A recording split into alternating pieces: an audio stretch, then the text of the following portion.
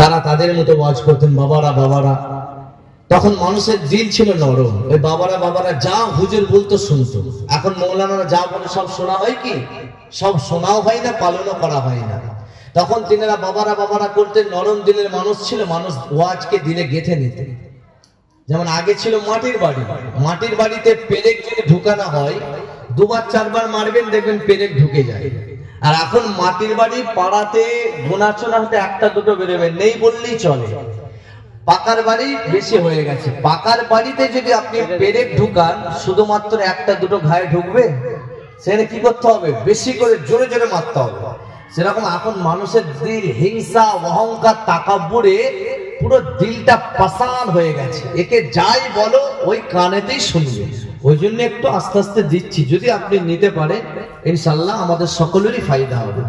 যেই বাড়িতে কোরআন থাকবে, যদি টিভিও থাকে, ওই বাড়ির কোরআন শরীফ আল্লাহর দরবারে যাবে না। কারণ কোরআন এমন একটা কিতাব, শুধু একটা আয়াতকে কোরআন শরীফের ইজ্জত করেছিল ওয়ার্ল্ড বিখ্যাত মাতাল কামার আল্লাহ পাক ওয়ার্ল্ড বিখ্যাত ওলি বানিয়ে দিয়েছিলেন। জোরে বলেন সুবহানাল্লাহ।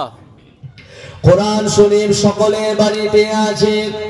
আগে দরিদ্রতার সংসার ছিল, মানুষের টাকা পয়সা কম ছিল, বাড়িতে 4টে মেম্বার হলে একটা কোরআন শরীফ রাখা হতো।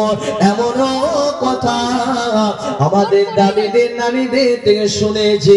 কিন্তু আজকে মানুষের পয়সা হয়েছে, একটা জায়গায় বাড়িতে বাড়িতে 10টা 12টা 4টে 5টা করে কোরআন শরীফ আছে।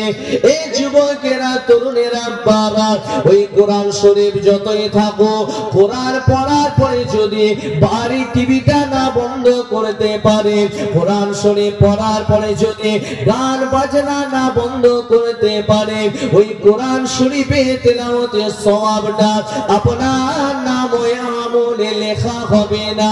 কেননা কোরআন হলো এমন একটা কিতাব যার একটা আয়াত রাস্তায় পড়েছিল ওয়াল বিখ্যাত মাতাল, যার নাম হলো বিসরি আবির রহমাতুল্লাহ আলাইহি। হুজুর আমার রাস্তা দিয়ে হেঁটে যায়, শরাব পান করে মদ খেয়ে টলতে টলতে যখন চলে যায়, টলতে টলতে যেতে যেতে দেখে একটা আরবি লেখা পড়ে আছে।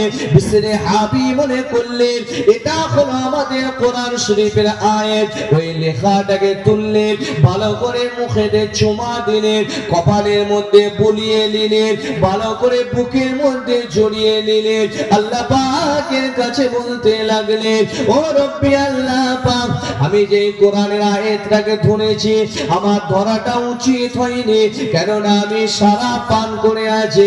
কিন্তু আল্লাহ পাক যদি অন্য কোন মানুষ যায় তার পায়েতে লেগে যেতে পারে, আপনার কোরআনের বেইজ্জতি হয়ে যাবে। এই জন্য আমি বিসরি আবি তুলে নিলাম। আয়াতটাকে তুলে নেওয়ার পরে বাড়িতে নিয়ে গেলে, ভালো করে আতর লাগালে, গোলাপ পানি দিয়ে ওই কোরআন শরীফের আয়াতটাকে ধুয়ে নিলে, রাতের বেলায় খুশবু ছড়িয়ে উঁচু জায়গায় দিয়ে রেখে দিয়ে শুয়ে পড়লেন। এই যুবকেরা তরুণেরা আব্বারা রাতের বেলায় যখন তিনি ঘুমিয়ে গেলেন, রাতের বেলায় ঘুমিয়ে ঘুমিয়ে খ্বাবের মাধ্যমে আমার আল্লাহ পাকের দিদার নসিব হয়ে গেল।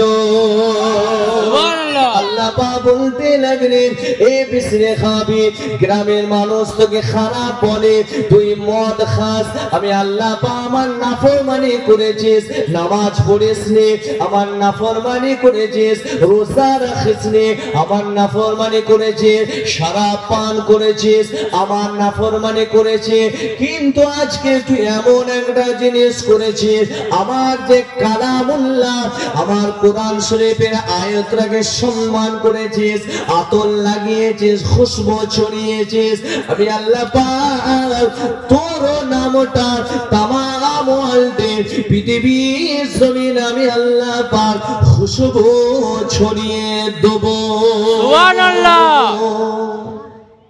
শুধুমাত্র একটা আয়াতকে ইজ্জত করেছে, সেই রাত থেকে আল্লাহ পাক এমন হেদায়েতের তীর নিক্ষেপ করলে বিসরি আবি মদ ছেড়ে দিয়ে আল্লাহর ইবাদত করে করে আল্লাহর ইবাদত করে করে একটা পর্যায়ে আল্লাহর ওলি হয়ে গিয়েছিলেন। জোরে বলেন সুবহানাল্লাহ।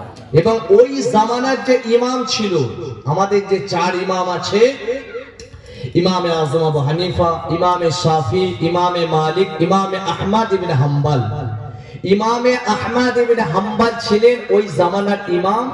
তিনি একটা পর্যায়ে বিসরা হাতে হাত দিয়ে মুরিদ হয়েছিলেন। তো এলাকার মানুষ বলেছিল যে আপনি তো জামানার ইমাম, মানুষ আপনার কাছে মশলা শেখে, মানুষ আপনার কাছে কোরআন হাদিসের জ্ঞান নাই, মানছি ও না হলে ভালো হয়ে ইবাদত করে অনেক বড় হয়েছে, কিন্তু আপনি ওর কাছে যে কেন মুরিদ হলেন? তখন ইমাম আহমদ ইবনে হাম্বল রাহমাতুল্লাহ আলাইহি বলছেন, আমি কিতাব পড়ে পড়ে আলেম হয়েছি, আর বিসরে হাবির কাছে যে হাকিকাতে আল্লাহ রাসূলকে চিনতে পেরেছি। জোরে বলেন সুবহানাল্লাহ। তো মাদ্রাসায় পড়লে কি হয়? ইলম অর্জন হয়, কিতাবি ইলম অর্জন হয়। আর হাক্কানি ওলির সোহবাতে বসলে মারিফাতের শিক্ষা পেয়ে ওই মারিফাতের শিক্ষা আল্লাহর নবীর সঙ্গে স্বপ্নে